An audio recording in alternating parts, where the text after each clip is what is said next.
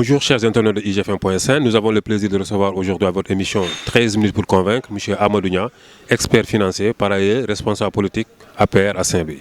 Bonjour M. Nia. Bonjour Arona et je vous remercie pour l'invitation. M. Nia, on vous présente comme étant l'homme politique, paraît-il, qui monte à Saint-Louis. Alors peut-on savoir quel est le processus qui vous a conduit à plonger dans le marigot politique tant agité, comme on le dit? Merci Arona. Bon, d'abord c'est un honneur d'entendre dire par votre voix que je suis la personnalité politique qui monte. C'est une source de motivation. Hein. Donc comme nous venons de rentrer, comme vous dites, dans l'environnement politique, d'avoir cette étiquette de politicien qui monte et une source supplémentaire de motivation. Vous savez, comme je dis toujours, nous faisons tous la politique. Hein.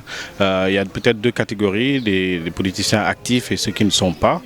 Et de par notre expertise et nos expériences, nous pouvons apporter quelque chose à notre communauté. Pour nous, le meilleur moyen, c'est de rentrer en politique et de participer à l'élaboration, à la conception et aux différents projets de la cité. Et étant Saint-Louisien d'origine et ayant des parents politiciens aussi, parce que mon père a été vice-président du conseil régional de Saint-Louis de 2004 à 2014, nous avons jugé utile de venir participer et d'assister aussi et de vulgariser les actions du président de la République. Nous sommes pour le président de la République depuis bien avant son élection en 2012. De par nos expertises, nous avons été conseillés, consultés par le président. Et à un moment dans notre vie, nous avons jugé utile de mettre la main à la pâte, de venir participer activement auprès du coordonnateur de l'APR à Saint-Louis, le maire Amadou Mansour Faye, pour pouvoir aider à mieux vendre le bilan du président de la République. Globalement, comment est-ce que vous analysez la situation politique locale au niveau de Folsam? Bon, vous savez, pour analyser, il faut partir souvent d'un concept ou bien d'un bilan. Hein. Aujourd'hui, nous sortons d'élections législatives. On peut dire qu'on est satisfait de la position actuelle, non pas de l'APR, mais de la coalition Benno Bokk Yakaar, qui a eu à gagner les élections législatives à Saint-Louis et pour lesquelles nous avons aujourd'hui 3 éminents députés qui représentent très bien la commune de Saint-Louis et le département de Saint-Louis.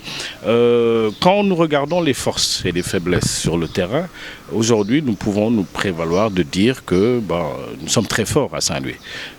Les forces en place au sein de la coalition, je pense que dans les différents secteurs et les différents quartiers de Saint-Louis, nous avons eu, même dans les zones où nous étions en ballottage ou bien en recul, nous avons eu à déployer d'énormes efforts et à renverser la tendance. Je vais juste donner un exemple très simple.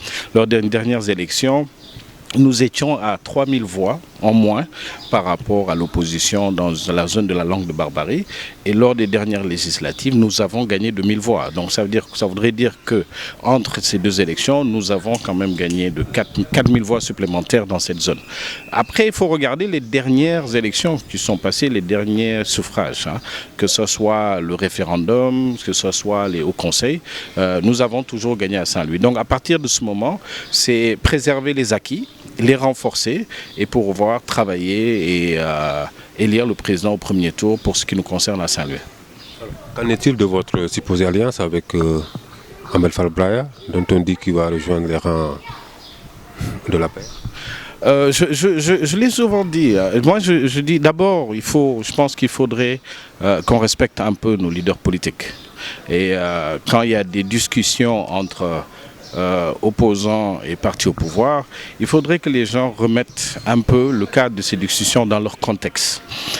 Aujourd'hui, Ahmed Falbraya, c'est une référence en politique à Saint-Louis.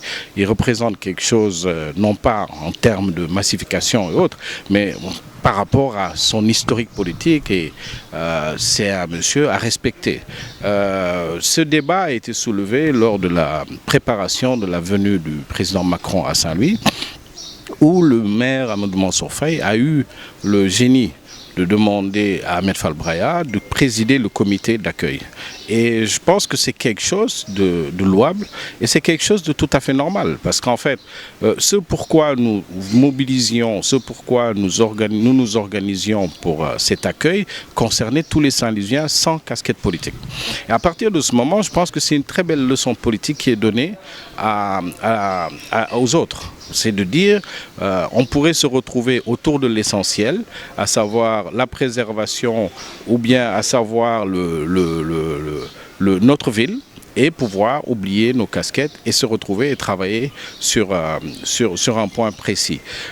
Partant de là, dire que M. Ahmed Fall Braya a transhumé ou bien est venu à l'APR, moi je pense que ce serait trop vite aller en besogne et c'est peut-être aussi manquer de respect aux différentes parties, que ce soit le maire Amadou Mansour Faye, que ce soit Ahmed Fall Braya, et que si jamais il y aurait des discussions d'une alliance, ce ne serait pas dans ce cadre que ça se ferait.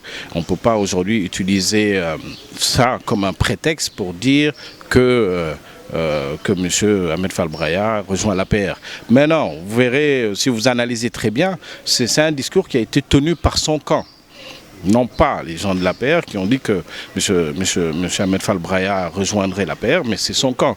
Maintenant, les motivations de ces discours, bon, je me réserve de les commenter, mais je pense qu'il y a une guerre de positionnement à leur niveau et qui fait que ils ont prétexté de cette sollicitation du maire Amadou Mansour Faye pour pouvoir dénigrer M. Ahmed Fall Braya et autres. Vous savez, les alliances en politique, moi je pense que c'est dans l'ordre des choses. Je pense qu'il faudrait qu'on accepte que des gens puissent changer de camp pour le bien de la population. Les gens oublient la population, les gens oublient le peuple, les gens oublient les électeurs qui les ont élus. Et je pense qu'aujourd'hui, si M. Ahmed Fall Braya, pour les Saint-Louisiens, pour faire avancer la ville de Saint-Louis, pour pouvoir harmoniser nos forces et pouvoir servir la ville, juge utile de pouvoir venir travailler avec le maire Amadou Mansour Faye. Mais je pense que c'est quelque chose qu'il faudrait saluer et parce qu'il aurait mis en avant l'intérêt de la population saint-louisienne. Donc pour moi, ce n'est pas un débat et j'ai beaucoup de respect pour M. Ahmed Fall Braya et ce sera à lui de décider et regarder l'intérêt de la ville de Saint-Louis, des populations saint-louisiennes et de décider s'il voudrait travailler avec nous ou pas. Un expert financier en politique, alors quelle est la touche particulière que vous avez apportée par rapport aux politiciens classiques? Bon, je pense qu'en fait déjà, par discipline, je m'applique un peu la discipline et la rigueur que j'applique dans mon métier d'expert financier. Par discipline politique, on ne peut pas venir et se singulariser. Il y a une hiérarchie qui est en place, il y a un programme qui est en place, il y a une façon de faire qui est déjà en place. Tout ce que nous avons fait, tout ce que moi j'ai fait personnellement, c'est de venir me rattacher à ce qui est sur place.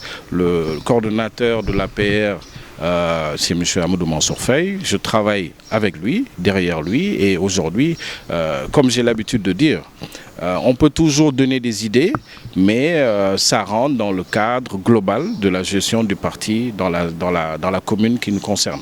La touche particulière qu'on pourrait apporter, c'est une touche qui est innée, c'est notre jeunesse, c'est notre façon de voir les choses, mais je pense que cette touche, elle est indéniablement liée à la façon de faire du président de la République, parce qu'on a la chance quand même d'avoir un président qui est jeune, qui a une façon de faire qui est différente, et qui est venu avec une touche particulière que nous, en fait, en réalité, on a la même touche particulière parce que nous sommes un peu dans la même ligne directrice et dans la même philosophie de la façon de faire du président de la République. Nous avons essayé nous essayons d'apporter notre contribution, mais toujours est-il qu'il n'y a pas une très grande différence. Il n'y a pas de messie en politique. Il n'y a pas un faiseur de miracles ou bien un individu qui viendrait et changerait toutes les choses. Aujourd'hui, nous avons trouvé des équipes, des militants qui sont aguerris en politique, des équipes qui sont très bien organisées.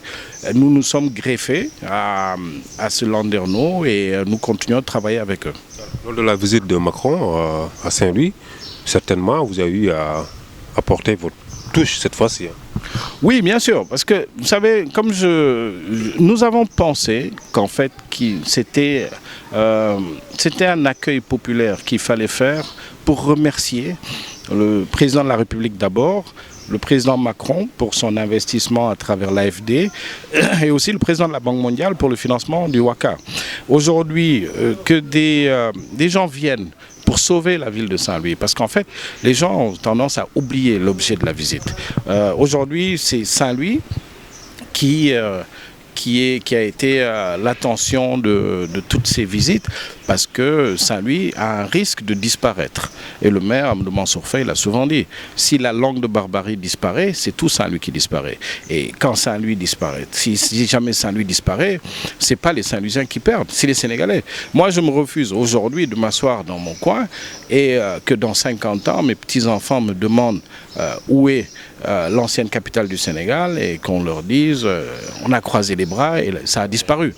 La mer l'a avalé. Donc c'est une responsabilité nationale.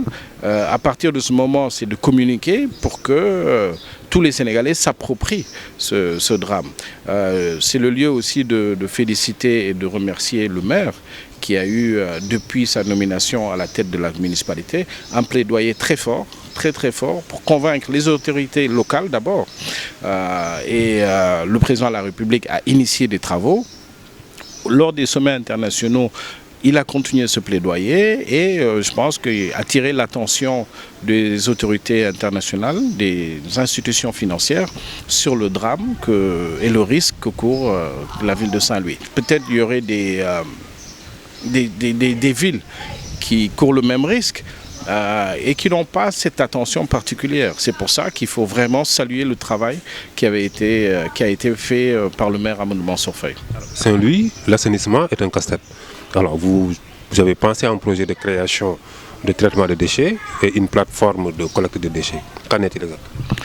Vous savez, nous sommes dans le privé et aujourd'hui notre vision a été de dire nous rentrons en politique et essayons de voir dans la meilleure des manières comment apporter notre contribution dans la gestion de la cité et dans le règlement des problèmes.